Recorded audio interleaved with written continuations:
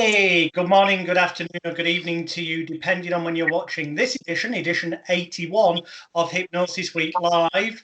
Whether you're watching this on YouTube, Vimeo, or another video channel, or you're listening to the audio podcast version on your favorite podcast platform, in any event, you can check out other episodes at hypnosisweek.com, and you can check out the guests' websites and channels for all their kind of products, booking them and all that kind of stuff at the links that will be below this video or audio podcast symbol. Now, if you're watching this on the video channel, you can already see my guest on the other half of the screen. If you're listening on the audio podcast, you're going to hear his voice in a moment. I'm going to introduce you to him. He's coming in all the way from Canada, and arguably he is Canada's leading comedy stage hypnotist at this moment in time as we speak in January 2021. We're also going to be asking him about his work in hypnotherapy, motivational stuff in companies, and his background, because he does come a bit like myself from a show business background. So please welcome live to the show, all the way from Canada, Mr. Jason Cyrus. How are you doing, sir? I'm doing fantastic, John. So nice for you to connect. I've been following you for years and heard a lot of great talk about you. And before you start, I got to show you something. Oh my God! Isn't that crazy? I love it. I got the man right there. I got to get you to sign that for me, John. Hey, one day when all this madness is over in the world and I finally get to come over to Canada and see one or two places, because I had my aunt, she's no longer with us, but she left England decades ago. She died about 15, 20 years ago, but she lived in Ontario. Right. For most of our lives. So I'd like to come out at some point, and we'll touch base, have a beer, and I'll happily sign that for you. I followed you as well, and very impressive too, doing nice big venues, selling out, putting on a class show. Before we get into all that, though, for any viewers or listeners who don't know your background, there was a time when you weren't a stage hypnotist, but although you do have roots in a show business family. What was your life? What brought you to here? What's your background? Yeah, I love to share my story with you for sure. I come from an entertainment background, a lot like yourself. My dad was a country music singer. Cool. He was very popular in Atlantic, Canada. He toured a lot. His name was Joey Knight. I'm sure in the UK you guys never heard of him, but he toured through North America and was very popular. He was up for entertainer of the year against a band called Blue Rodeo and all that stuff. So my background came in the music business. So he would tour 6-8 months of the year. So as a child, I seen all that stuff. Mm-hmm. But for me, it all started with drama. I was in drama all through school.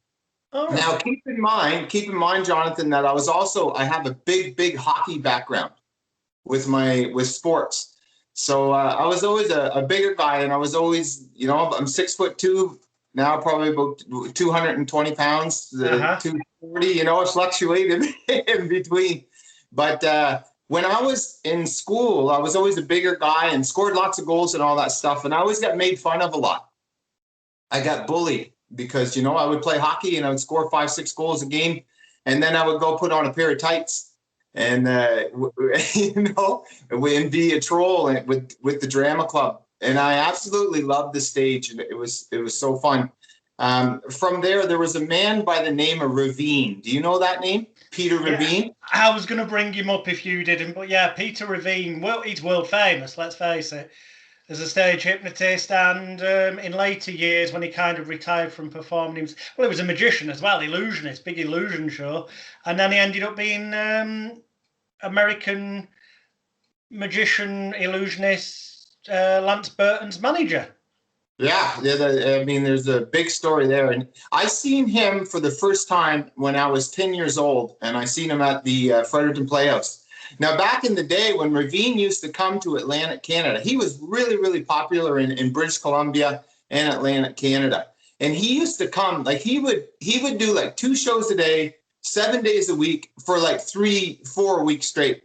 Wow. Like the lineup would be insane. Like they always say his family was like the circus coming to town when he came to town. And it was just the impact that he had. You know, he had such charisma on stage, and the way that he portrayed himself, and his Australian accent, and he was very direct. He used direct hypnosis, and it was just amazing. So I seen him at 10 years old, and that triggered something in my unconscious when I seen him. From there, I ended up going through high school, and I ended up playing hockey in Ontario, because I'm from Atlantic, Canada, which is east of Toronto area, or as far east as you can. Well, there's Newfoundland, and then I'm in New Brunswick, right? So when I was playing hockey, we had a corporate show one night, and there was a stage hypnotist there. And from there, I was completely blown away. And of course, my drama background and everything. And I was like, this is something I had to do. So I was taking a grade 13 course in Ontario, and I bought a book. I forget what book it was, but I learned the hand clasp and the magnetic fingers, the eye, and I was doing these at parties, and I was an absolute hit, and it was so fun. And I got into training, bodybuilding, powerlifting, and all that stuff. I knew I wasn't going to make the National Hockey League, so I ended up coming back home. I kind of finished my hockey career in New Brunswick, so I would be close to my family. I went to school, did some college, and all that time I was kind of just reading on hypnosis, nothing big or anything like that. And then I got into the supplement business. I got into the gym business and opened the gym. And before I got out of that, probably about 2 years, is when I really started to immerse myself in the study of hypnotherapy and hypnosis. And I always thought in my head, one day, I said, I'm going to do a show. But of course, the imposter monster came in, and fear was there, and I was like, gee, I can't do that, and all that stuff. And anyways, what happened was I ended up losing my gym. I absolutely lost everything, because all the big gyms, like a Good Life Fitness, all the big franchises came into town and absolutely crushed my business. So I lost everything. So it was at the absolute lowest of the low, So when I got to that point, that was the kick in the butt that I needed. And I was doing a courier job, transporting packages and things like that all over. And I would study my show. I would put the music on. I visualized seeing myself on a stage. And I did that for a year and a half. And finally, it was October 19th, 2007. I rented a high school theater. Okay. And absolutely scared to death. As you can imagine, never really hypnotized anybody. Besides the test and all that stuff. You'd not done any conventional shows then prior to this. You thought, sod it, I'm going to hire a high school theatre to start with. Never did nothing. I never did. The only thing I was doing was the little getting people's hands stuck to the walls and eyelids, all that fun stuff. Hey, and that's ballsy. I ever did. So I had a big set. I'm telling you. And I was just, every time that fear would come in, I knew, I always heard the saying that Will Smith said, everything that you want is on the other side of fear.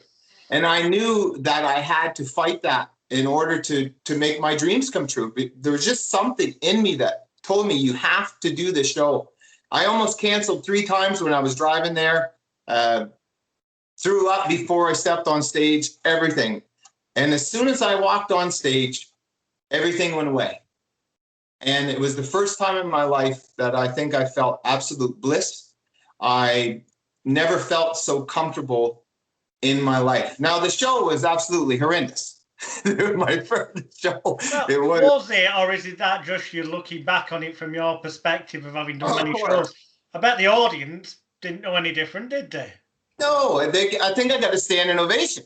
Oh, excellent. It was great, and then it instantly hooked me. And right from there, I decided. I said, I'm gonna make a life of this. And you know what? I'm so grateful. I'm so fortunate to have wonderful people like you to follow that are just masters of the craft. And I learned, Mike Mandel and Mike. I think you had Mike on your show, and Carl Smith from the UK. Just absolutely love this guy. Just fantastic, and all the legends.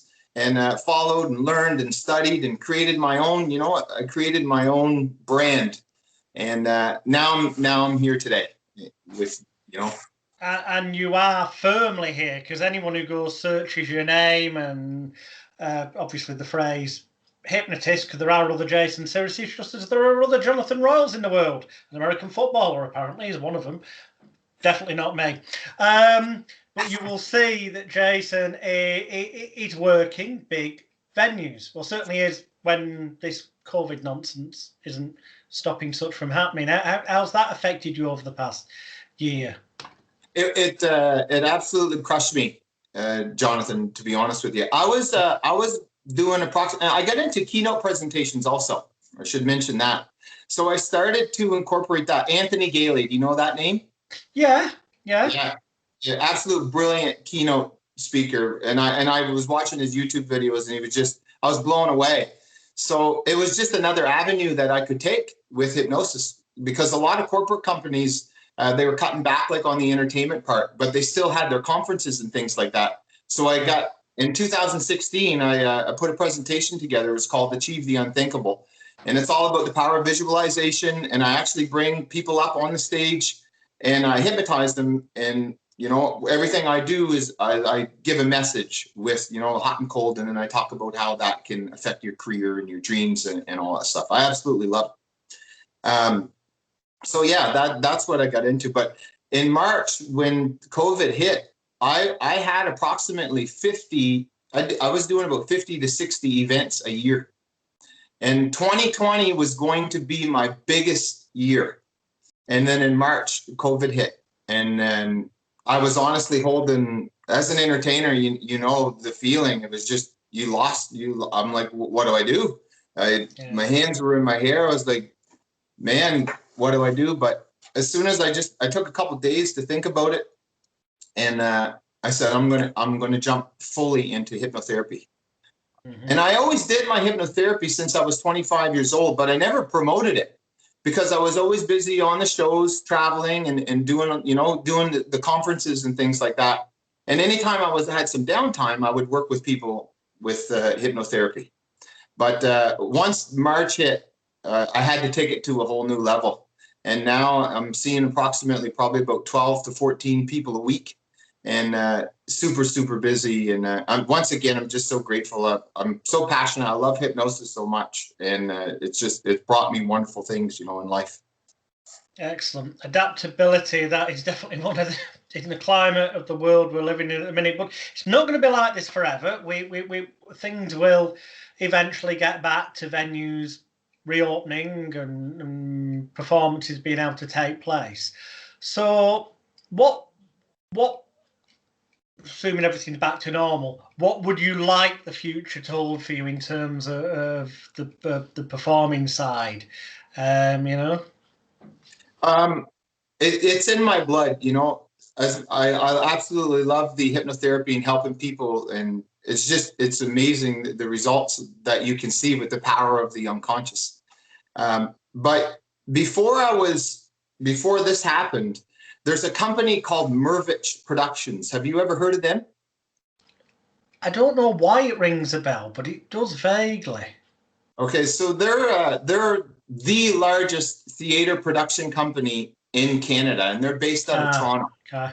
So they do Phantom of the Opera, Wicked, Lord of the Rings, Beauty and the Beast, all the major shows. So they have 4 or 5 theaters in Toronto. And I did a show at the Toronto Centre of the Arts in 2019. And I contacted them and I said, I really would like you guys to come and see my show. And they said, we've never worked with a hypnotist in 50 years. And they just didn't. It's big shows, They even bring a lot of shows to the UK, actually, in London and things like that. And I said, that's probably where I vaguely heard it, because my daughter's massively into musical theatre and stuff.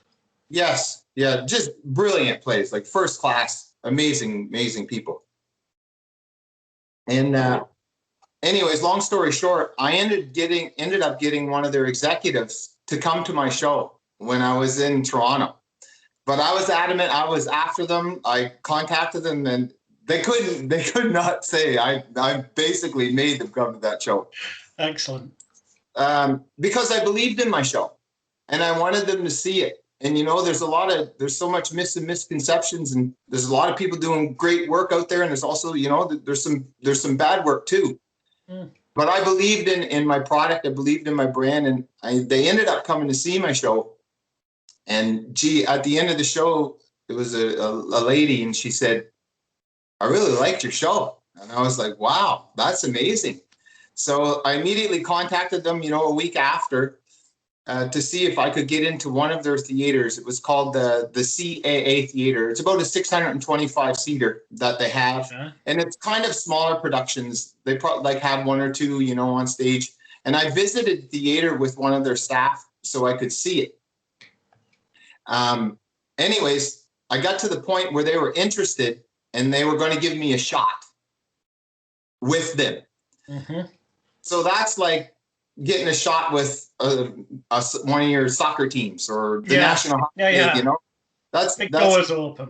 Yeah, big doors are going to open. They're going to be behind you, and they would help you market the show, which we all know is so important in order to bring in the crowd. And they know the market. Toronto's our biggest city, right?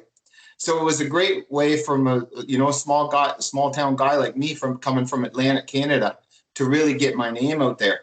And to answer your question, and I know that was long-winded, but that's the avenue where I would like to go. I would really, really love to connect with Mervich and do that. But of course, I love the big shows also, which are fun. But who doesn't? You got all the people, and it's great for volunteers and all that stuff. But that's the avenue I would like to take. I would like to take a company with that much marketing power to just come behind the show and get their creative geniuses to take the show to another level. So that's where I'd like to go when this all gets done and over with. Cool. Now, I don't know, because obviously I'm not based in Canada or America, although I have done the odd show in America.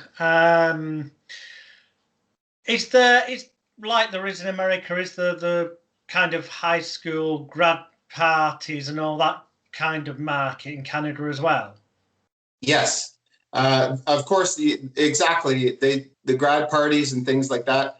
I did some of them. There's some new guys that are starting out that are that kind of do that more than I do. If it's based, in the middle of the night, they do them shows. They're called safe grads, I think. Yeah. Yeah, I mean, we don't have any of this in England, but for viewers and listeners who are not in Canada or America or not already aware of this, they have graduation nights where I assume they get awards, and it's meeting up with all the class year mates, whatever, that are going to be leaving, and they lock them in overnight so that they're safe. But obviously that requires them to be kept entertained. And one of the key things that tends to get booked is a comedy stage hypnotist. It just makes completely no sense out of the model of the world as it is in England or most of Europe, but this is what goes on in Canada and America. Yeah, you're on, and they're huge. I mean, it comes in June is when they are, and honestly, I'll get like 50 emails. Like, it's just they love it. They absolutely love it. And I don't do as much as I used to, but there's always the option there. I'm located in Moncton, New Brunswick, so it's usually like at 3:00 in the morning too. Like, I'm hypnotized before I go on stage, dude. I mean, I've done shows at 3:00 in the morning, but they've been in nightclubs for adults who, in holiday resorts, but not in schools for, well, teenage kids, effectively. Yeah. No offence to people, but I mean, I'm just putting it in perspective. So, I mean, that's something you've got an advantage. Well, yeah, I suppose it's an advantage from a work that's available point of view in America and Canada, because in England, we're not allowed to hypnotise anyone under the age of 18 for a stage show. Wow. It's against the 1952 Hypnotism Act. Yeah, no, I heard of that. Yeah, no, that's true. But it's pretty wide open here with that stuff. Like I said, the high school, high school is their age from And of course, you got to keep your material appropriate. You like Mm. they're very you got to be clean and classy with them, of course, as I always do anyway. So I pride myself on that.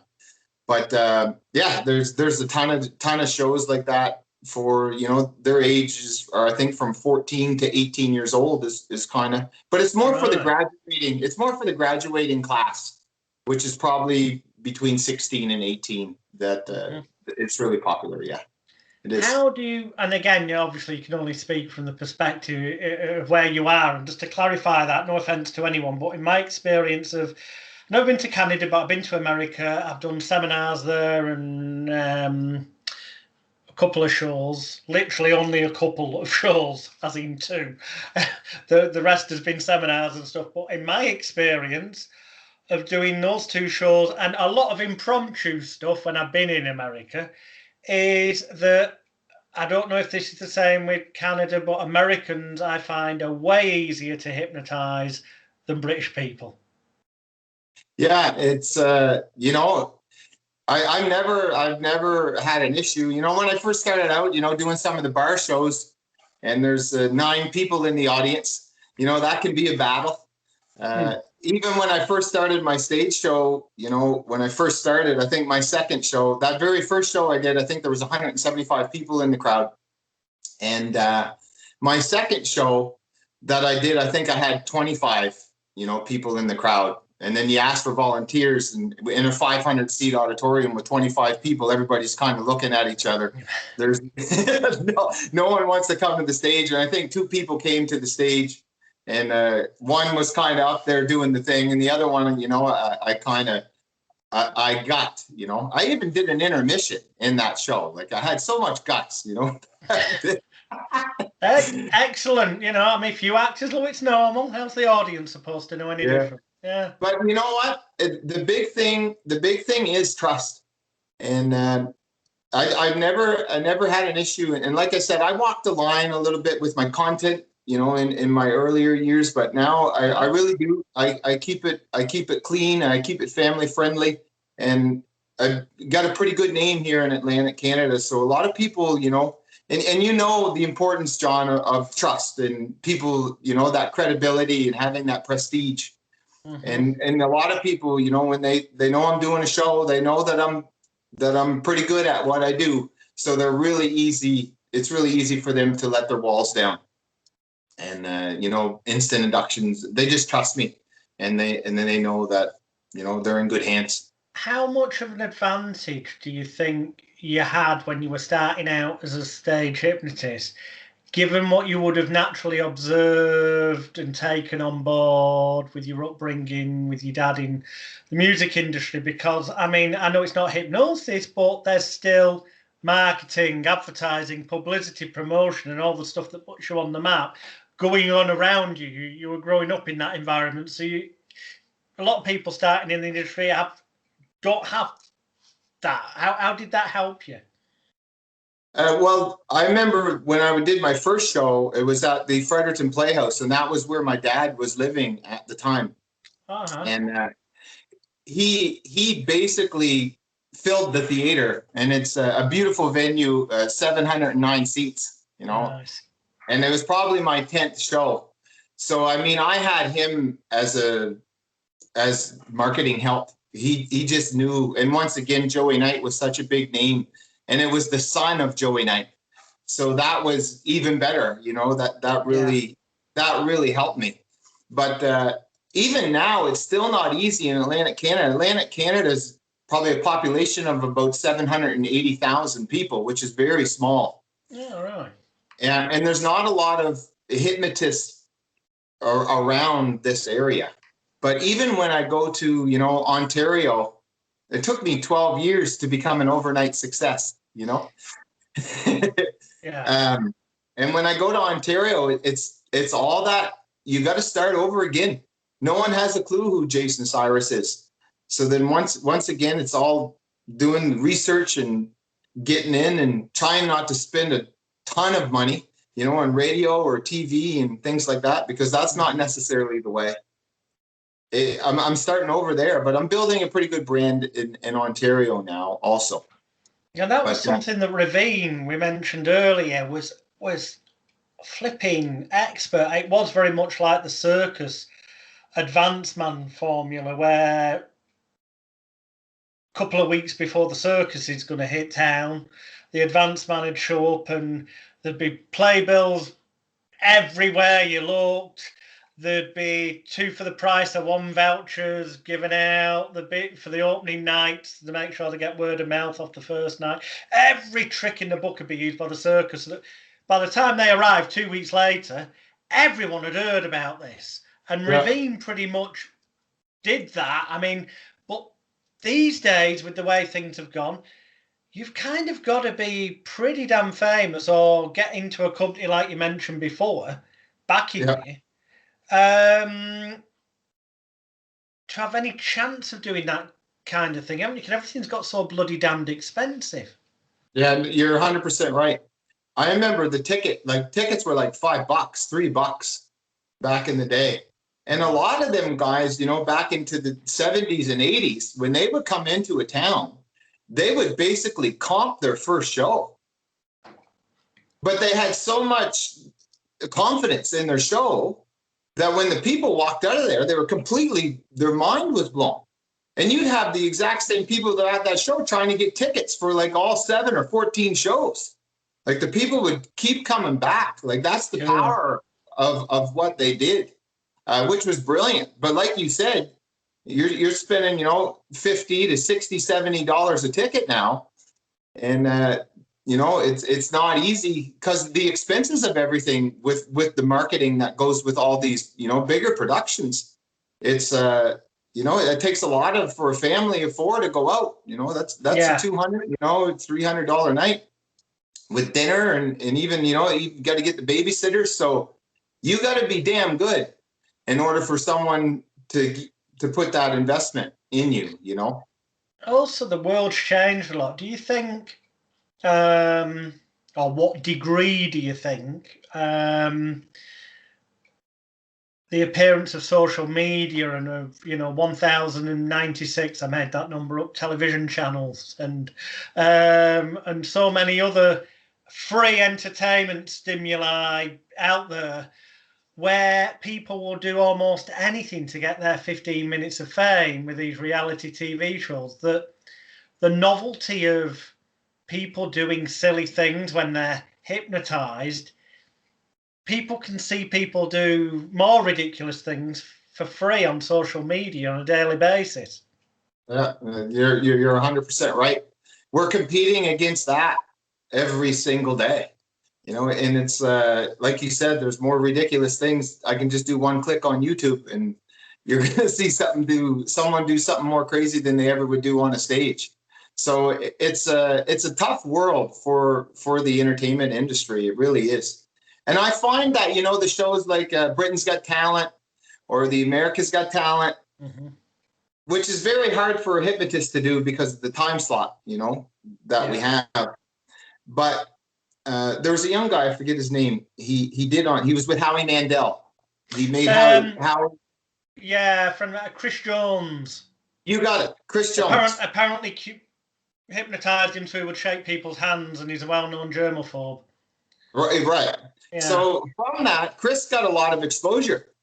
So, his bookings just skyrocketed through the roof, and his social media presence went up, started to get millions of followers and all this stuff, and it seems like that's almost the way to really get recognized. But once again, it's really, really tough. Social media has taken over the entertainment industry, and it's just it's a popularity contest is what it is. Is there a Canada's Got Talent? There used to be. Yeah, there used to be, but it got canceled. Probably about 5 years ago, I think. But I was actually thinking about going on it because I was going to do some catalepsy, or I would have thought of something to get in there to get the judges to take a look at me. But it actually got canceled. But if something like that ever comes up again, I'm going to try it. I'm going to do something. Excellent. Yeah, it does seem that is the way to kind of or you just have to be incredibly lucky that something you randomly post randomly becomes viral, which can sometimes happen. But yeah, shows like that definitely do help. So, what for people watching or listening who may be starting out, I go because you are so supportive. And there's a lot of people get very guarded, stage hypnotists, and oh no, I won't teach anyone else. But we have a mutual contact who, crikey, I'm guessing he's probably about 16, 17 now, but back in 2016, early 17, Dylan Arsenault.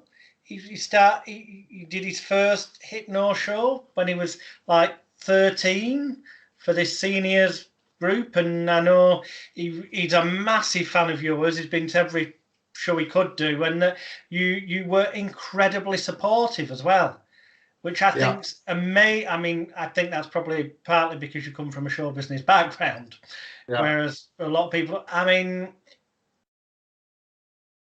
well, I'm just going to say thank you for being the kind of person who is supportive. What would you say to people starting out is their best way of getting a foothold, as it were, getting experience? Yeah. The key is to learn from someone that knows what they're doing. And the key is to do it. That's the key.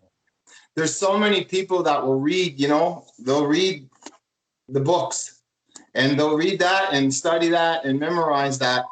But at the end of the day, if you don't go out and do it, you'll never, it's all about confidence. I always say confidence, intent, and mindset.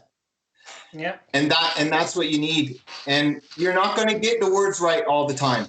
And you're going to look back at shows and you're going to say, what the hell was I doing? And you're going to do improv, street hypnosis, and people's hands are going to come apart or their fingers won't come together. But from every one of those failures, you're going to learn something from it. And that's the more confidence that you get. And when you get your first person, when you hypnotize that first person, as you know, the confidence that goes in you is unbelievable. And that makes you try something else, My biggest advice is don't worry so much about the study. Know what you're doing and have confidence in that, but to do it. Get out there and just say, the hell with it. I'm going to hypnotize this person, and this is the way it's going to be. And if you're intense there and you're congruent about everything, that person's they're going to go out. But that's anybody, and I think you're talking Wesley Lane is who you're talking about. Wesley, the guy from Atlantic, Canada. He's the guy that he learned from you. Oh, no, well, on Facebook, he's not Dylan Arsenault. Oh, that's yes, you're right. That's the other younger gentleman. There's another guy. He was like 13 in about 2016 and posted a video of him doing a seniors, what we call an folks home, I think. And I was like, wow, talk about balls of steel.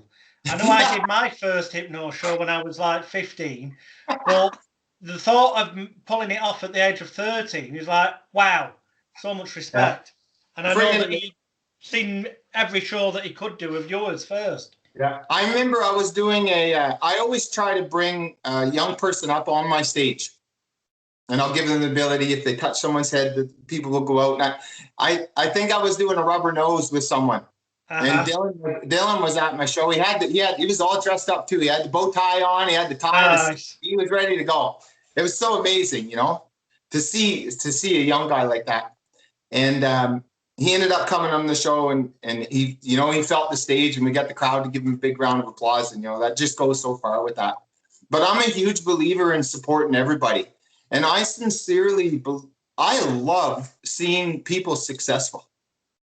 And whatever it is, I'm not jealous or anything like that. They put the work in to have that success.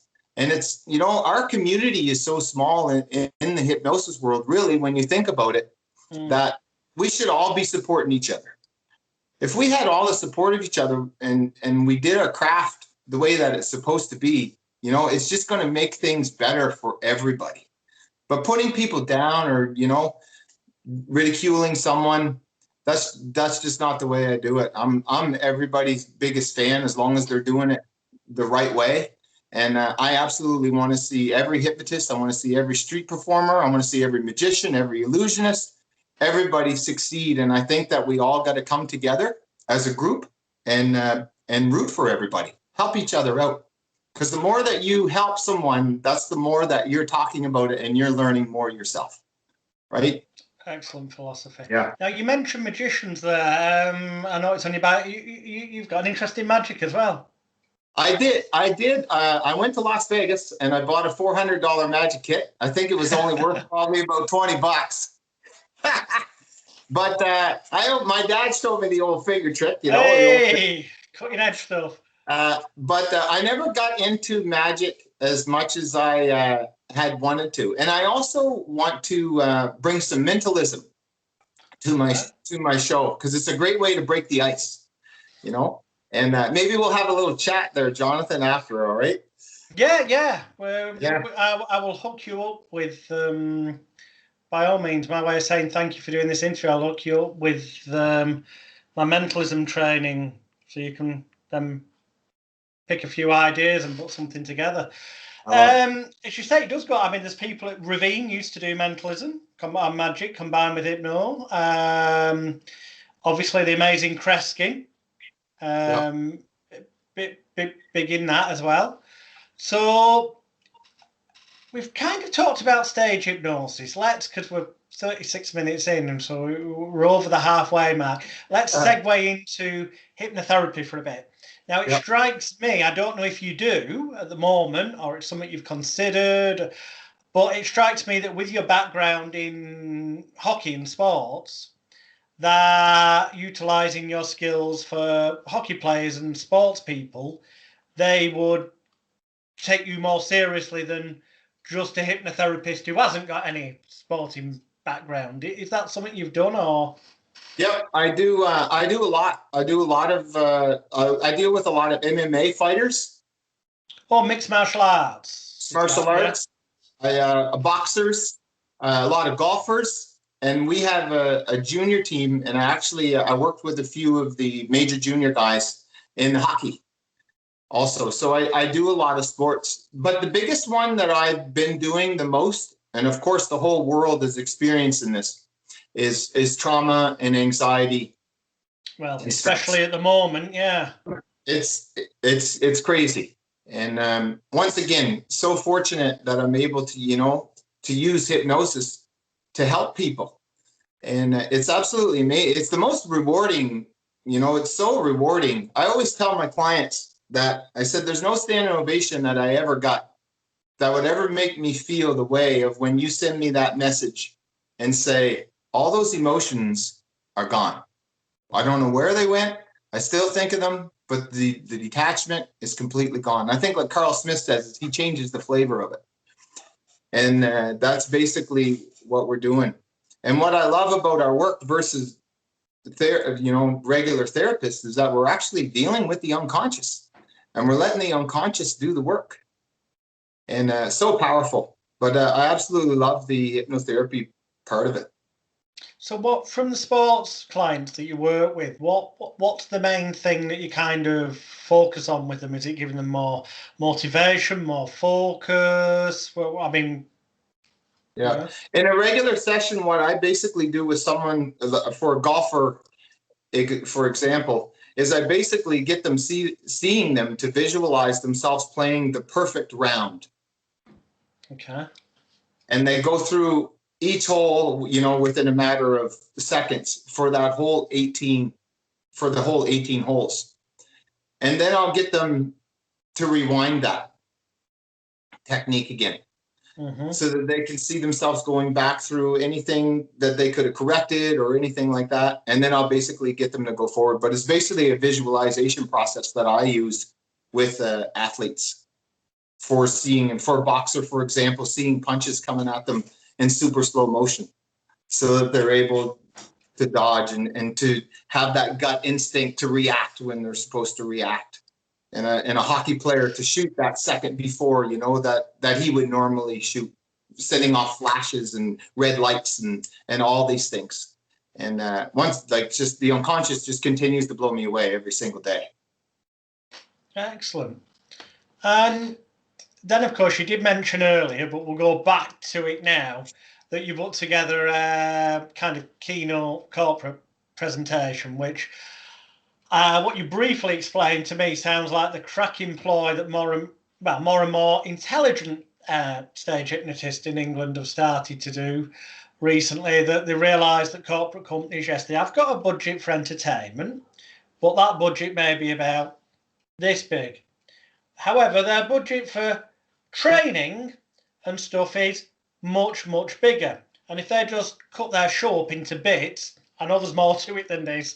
I'm going to sound very flippant here, but if they cut their show up into bits and then into spurs the comedic comedy skits, sketches, call them what you will, routines, with a motivational talk or a explanation of how that's relevant to issues that particular corporate company may face and how they can harness the mind power. And at the end of it, rather than finishing on some comedy routine like most stage hypnotists would, do kind of group positive visualization exercise instead, it then becomes training arena budget and they get paid more.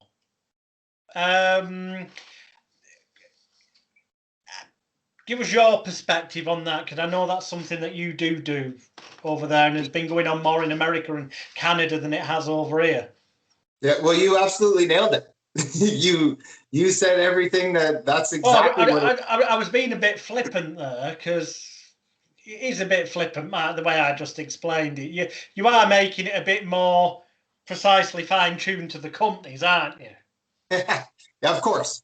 Yeah. So what happens basically, and you're 100% right. A lot of the times when a company is cutting anything, the first thing that they cut is the entertainment. But they still want entertainment. So the great thing with what I do with the keynote presentation is I put entertainment with a powerful message. So when a company contacts me and they say that they need a keynote speaker to come in, I basically ask them what they're usually themed as something of whatever it is that the company is focusing on. And I'll talk with the manager or the general manager, and I'll customize everything towards that company. Now, I have a template of what I follow, because there's certain blocks that I'll just put certain information in to motivate and so that I can talk about the same theme as what the company's talking about. And the great thing is, and the great thing is that when you do it, I'll do some EFT tapping with them, on the triple warmers, and I get everybody pumped up where they're standing up. And then I'll go into the explanation of hypnosis and the power of visualization. I'll tell a little bit of my story. Of course, I always do a finger test just to get some confidence out there with the audience. And then I'll do a book and balloon test with everybody. So I don't actually select people to come up on stage right away, because it's usually smaller numbers, although there is huge conferences out there. Mm-hmm. But as people feel more comfortable doing something in a group. So then that's when I'll do the book and balloon test, and I'll walk out, and then I'll select my volunteers from there with an instant induction, which absolutely impresses everybody. Bring those volunteers up on stage, and we'll get them to go back out into hypnosis. We'll do a little bit of relaxation techniques, and then I basically do some fun things, hot and cold techniques. But from that hot and cold technique, I put it with a powerful message about how, it's an involuntary response where you can control different things, different scenarios with whatever it is that you're working on, or whatever goal that you want to achieve, that type of thing. And I just incorporate whatever the company's goals are into my keynote presentation, along with a couple of really funny stage hypnosis skits. At the end of the show, I do like a mental detox with everybody, get them to release all their emotions, get them to go back. Carl Smith is the one I really got this from, and I'll give credit to Carl. Go back when they were a child, and they see that child, and they give that child a nice big hug, and everybody's leaving there feeling refreshed or feeling rejuvenated. Give them some motivation, and they feel like I've got that off me. But anyway, it's glorified inner child therapy. Yeah, that mega powerful. Do you not find that actually quite often the old hugging the child, telling them it's all right and all that, apart from having dramatically positive effects for them, that it can often reduce people, well, bring at the very least bring tears to their eyes. Yep, it does. And you can get the biggest alpha A male. And when you get them to stop and you get them to think, and it's all about here, that's how you get power. That's how you get change. That's how you want to get the unconscious. You hit them here, right in the heart. And the shifts that I've seen from that, there's a lot of tears, and there's, biggest guys in the room. Big boys cry too, and it's just a very moving thing. And general managers, the people that hire me, they just absolutely love it. And they just, when can we get you next? And they're laughing, we got every emotion going with that. Our presentation. An emotional roller coaster makes it memorable. Yeah. Oh yeah. And the other great thing about it, Jonathan, too, is you travel by yourself. When you have the big shows, you got to bring a team. So I got my technicians, a couple of technicians that come with me. I got a couple, my wife and my sister, they work on stage with me. We keep it classy. Everybody's dressing nice and all that stuff, but we got to travel all them. So the expenses are high. And the great thing about the corporate events is it's just me, and the company, they cover your flight, they cover your expenses, they cover your food, they cover your transportation, and you go on, you do your thing, you blow their minds for 60 minutes, and then you're off to the next city. It's absolutely fantastic. And like you said, budgets are always higher because it's all about learning, it's all about training, it's all about shifting, their staff. Now, that's the one extreme. The other extreme, the negative, well, I'm not saying negative side of it, it's not. There's always ways around things, isn't there? It's a matter of perspective. Is that in corporate arenas, but you've kind of answered this already, is that they're probably, the people they're working alongside, they're likely to be a bit more reserved about doing silly, stupid things. Yeah. How do you deal with that? Is it mainly just through reassurance in your pre-talk and all that kind of stuff? Yeah. Once again, especially in Atlantic Canada, that's what I'm known for. I'm known to be clean, and once it's prestige.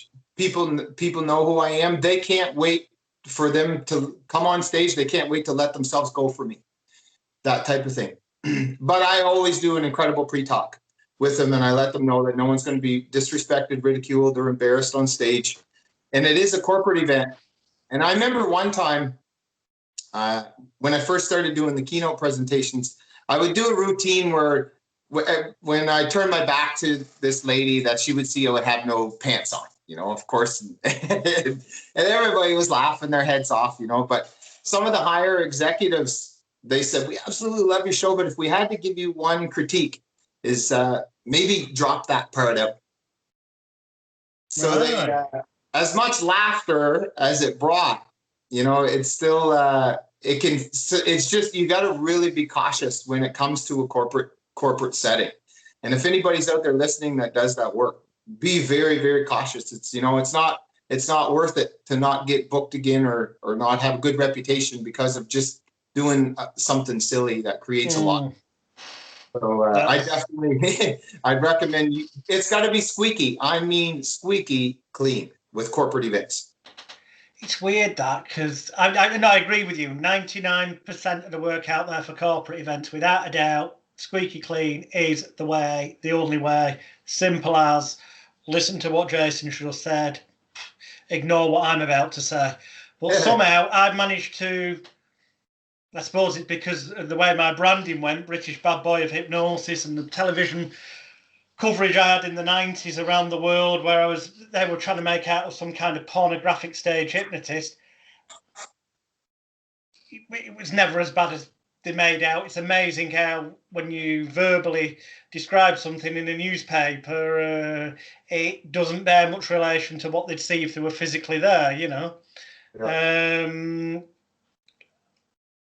But I tend to get booked specifically so like managing directors of companies and their chosen few clients in some flash hotel can have the muckiest of shows that if anyone, and I have to sign non-disclosure agreements and shit, because if anyone found out that they were watching such shows, it would tarnish their company's reputation so much. Oh yeah, crazy. Yeah, crazy It's mental. stuff. It's the world we now live in, which leads me to my next question. I've asked pretty much all the stage hypnotists that I've had on Hypnosis Week this, and this is a controversial one. There's no right or wrong answer from my point of view, your point of view. It's semi-impossible to answer without potentially offending somebody. So I apologise in advance if anyone gets offended by what I'm about to say or Jason's view on it. But we're living in a world now, rightly or wrongly, everyone should be allowed to be who they want to be, but it's perhaps going a little bit extreme. So we've gone from he or she, him or her, to God knows, I've lost count how many dozens or hundreds of different pronouns, titles there are for people, who may be transgender, transitioning, post-operative, pre-operative, or they just decide they identify differently to other people. And you've got to be careful not to upset or offend these people, especially if it was in a corporate environment. But even at a public show, you've got to be careful of this, because obviously if you upset their identity, that in itself is going to make your job harder to hypnotise them, because it's going to butt the back up, understandably, if they've got. What do you make of the world we live in? Is it's getting a bit too politically correct, maybe? Yeah, I mean, you got to respect everybody, and of course, and it it is tough, and there's a lot of things, there's a lot of routines that you used to do that you can't do anymore in a public setting because of all that. So you got to take that stuff in consideration. Like I said, I always run a family show, and there's sometimes I'll do something that I don't think that's wrong at all, and it's actually really funny, and it's probably one of the favorite routines. But they'll still, I'll get an email after the show and say, you really kind of offended me in that, and I wish you kind of didn't do that. So I take those things into consideration. I get a big heart, and I want everybody to like me, and I know it's impossible in today's world, but I try to be me. I try to give the best content that I possibly can. If I offend someone, I sincerely don't mean it at all, and they will contact you. They'll contact you if they felt offended, and I'm happy that they do. And if it's something that I think that I can change in my show, I'll consider it, type thing. But you're right. It's not, we can't just do whatever it is that we want now, especially in the bigger venues and all that stuff, because there's so much different, types of people that are coming out to the show, and you got to try and be as friendly and content, friendly as you possibly can. It's crazy world we live in. So we're getting close to the end of the hour. So with that in mind, I'm going to ask you the question I ask everyone at the end, which is, if you could only give, and I know you've already kind of given us a couple of answers along this ilk, but if you could only give someone who was starting out, whether it's stage hypnosis, hypnotherapy, or combination of them both, 3 kind of top tips or things that stand out as important words of wisdom or advice, or it might even just be 3 book titles, or it might, whatever feels right for you, what would your 3 be, takeaways, advice for our viewers and listeners? I'll give you 3 words, but I'll elaborate a little bit on it. And okay. I've already mentioned it. Mindset, intent, and confidence it's the most important thing to be an incredible hypnotist. And the first thing that you do is, first person you always have to hypnotize is yourself, as you are an incredible hypnotist. And I mentioned it before, you got to go out and do it. And learn from someone that has a good reputation. Don't just, learn from the first person that you see. Do your homework. Get some reviews on this person, and make sure there's so many. Like Mike Mandel is just, I can't say enough about this guy, and even yourself, guys that just been around. Carl Smith, you follow him, on YouTube. These guys, there's no BS. They say it the way it is. They don't pretend to be someone that they're not, and they just teach really good content. And I think that all people starting out should learn from people like that. But you have to do it. You can learn as much as you possibly can. If you don't do it, you'll never have the confidence to do it. And it's okay to fail. I know I'm giving you about 10 of these. Hey, that's fine. But it's okay to fail. Like I failed and failed and failed and failed. And you know what? Even still in therapy, on stage and stuff like that, I still make mistakes. I still stumble over my words. I still do this. Nothing's ever going to be perfect. But if you don't take that first step, you're never, ever going to get to where you want to be. And as Will Smith said, is where I heard the quote, everything that you want is on the other side of fear. When you feel that in the pit of your stomach, like, oh, geez, I don't know, the imposter monster. And Lori Hammond was the one that gave me that word. I'll give her credit. When you feel that imposter monster, you just got to say, you know what? Oh, F you. I'm doing it. And I'm going to go out. Nothing's going to stop me. And that's the mindset that you have to have. And of course, what we perceive as a failure, a fuck up, or stumbling, the client or audience may never actually know unless we were to tell them. So obviously just carry on as though you expected it to happen, and not quite often people will not even notice. No, they don't. You're 100% right. They don't know. We're our hardest critic, but it's a great way of keeping learning to it. And Wayne Gretzky, you heard of the Wayne Gretzky, the hockey player, Wayne Gretzky?